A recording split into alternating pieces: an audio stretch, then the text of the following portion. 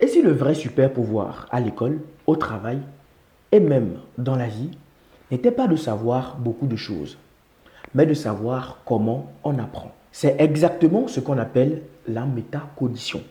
C'est un mot un peu savant, mais l'idée est très simple derrière. La métacognition, c'est le fait de réfléchir sur sa propre manière de penser et d'apprendre.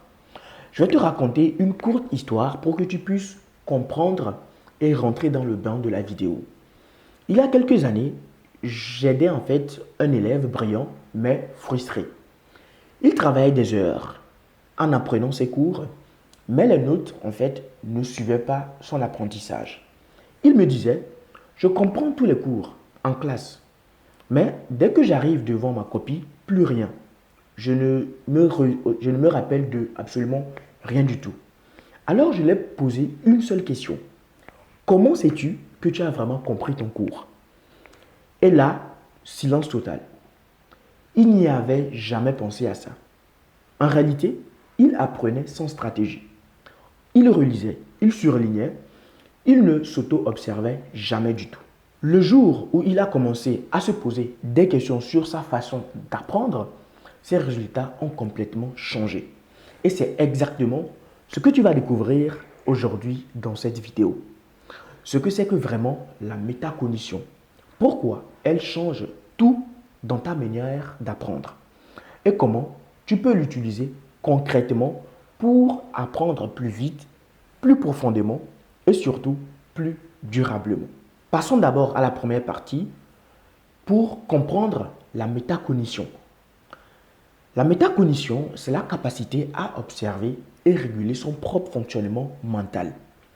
Autrement dit, c'est le moment où tu prends du recul et tu te dis, comment je fais, moi, pour comprendre, pour retenir, pour résoudre un problème?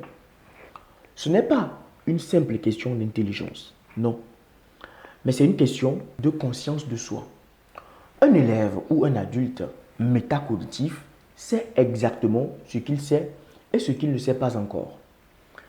Il sait identifier ses points faibles, choisir les bonnes stratégies et ajuster son effort. Par exemple, deux personnes lisent le même test. La première personne le lit du début à la fin passivement.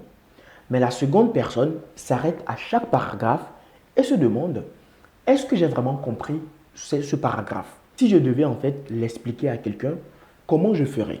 Je peux te rassurer que la deuxième personne apprend beaucoup plus efficacement, non pas parce qu'elle est plus intelligente, mais parce qu'elle se surveille en train d'apprendre. La métacognition agit comme un miroir mental. Tu observes en fait ton propre fonctionnement. Tu répètes ce qui marche et ce qui bloque. Et tu peux en fait corriger le tir avant qu'il ne soit trop tard. Et c'est exactement ce que font les meilleurs chercheurs, les meilleurs sportifs ou les musiciens. Ils s'entraînent pas seulement plus, mais ils s'entraînent mieux parce qu'ils savent analyser leurs propres erreurs. En résumé, la métacognition, c'est un GPS de ton cerveau. Sans elle, tu avances, mais tu ne sais pas vraiment où tu vas. Avec elle, tu comprends ton chemin, tu ajustes ta trajectoire et tu arrives plus vite à destination. Voyons voir alors pourquoi la métacognition change tout dans ton apprentissage. Le problème de la plupart des gens, c'est qu'ils apprennent en mode automatique. Ils croient que réviser, c'est relire ou que comprendre, c'est suffisant. Mais apprendre, c'est bien plus qu'accumuler des informations. C'est construire activement des connexions dans ton cerveau. Et cette construction-là est bien plus efficace quand tu es capable de t'observer en train d'apprendre. Prenons un exemple très simple. Tu essaies de retenir un chapitre de biologie. Tu peux relire 10 fois la même page ou bien tu peux te demander qu'est-ce que je retiens vraiment de cette page? Qu'est-ce que je ne comprends pas encore et pourquoi je ne le comprends pas encore? En te posant ces questions, tu actives ton esprit critique. Tu passes de la simple consommation à la transformation de l'information. Les neurosciences le confirment. Plus tu engages ton cerveau dans une réflexion consciente sur tes stratégies d'apprentissage, plus ton cerveau crée des connexions solides et durables. C'est pour cela que les étudiants qui pratiquent la métacognition réussissent mieux, même s'ils travaillent moins d'heures que les autres. Parce qu'ils savent quand s'arrêter, quand répéter et quand corriger. La métacognition, c'est aussi ce qui te permet en fait d'éviter les fausses impressions de savoir. Il y a un auteur qui a dit, si tu sais que tu sais, alors tu n'apprends plus. Tu sais, cette sensation de je connais bien, je connais tout, juste après avoir relu un cours, c'est une illusion. Et la seule façon de démasquer cette illusion-là, c'est de te tester toi-même. Est-ce que je pourrais expliquer ce concept sans mes notes? Les personnes métacognitives ne se contentent pas de relire ou de lire ou d'écouter. Elles s'auto-questionnent, reformulent, visualisent et relient les idées entre elles. C'est la différence entre avoir étudié et avoir compris. Et cette différence-là, c'est tout le pouvoir de la métacognition. Voyons voir alors comment développer ta métacognition. La bonne nouvelle, c'est que la métacognition n'est pas un don, c'est une compétence. Et comme toute compétence, elle se développe avec la pratique. Alors, voici les différentes étapes si tu veux développer ta métacognition. La première étape, apprends à te poser les bonnes questions. Avant, pendant et après chaque séance d'apprentissage, demande-toi, qu'est-ce que je veux vraiment comprendre? Comment vais-je m'y prendre? Qu'est-ce qui a fonctionné ou pas dans ma manière ou dans la méthode passée? Ces simples questions activent ton esprit d'analyse et t'obligent à réfléchir sur ton processus.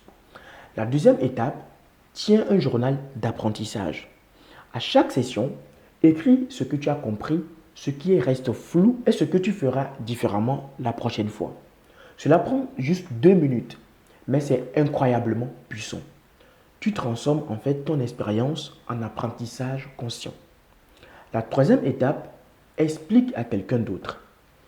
Quand tu enseignes ce que tu viens d'apprendre, ton cerveau consolide l'information. C'est la fameuse méthode de Feynman.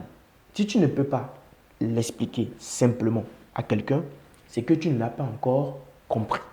C'est simple. Quatrième étape, accepte en fait l'erreur.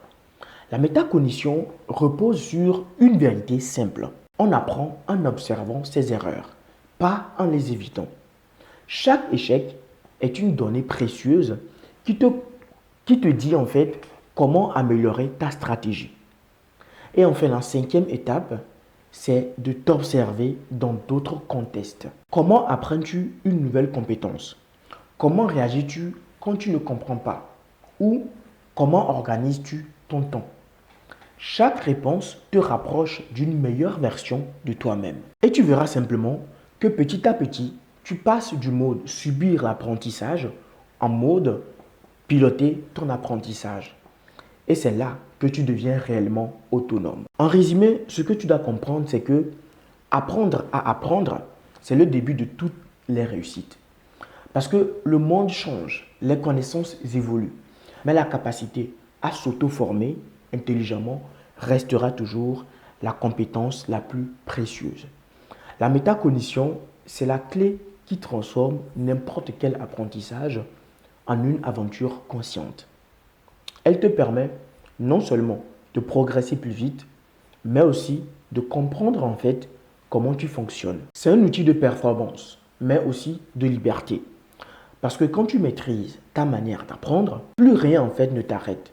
Tu peux te former à tout, à ton rythme, sans dépendre de personne. Et souviens-toi, les bons apprenants apprennent.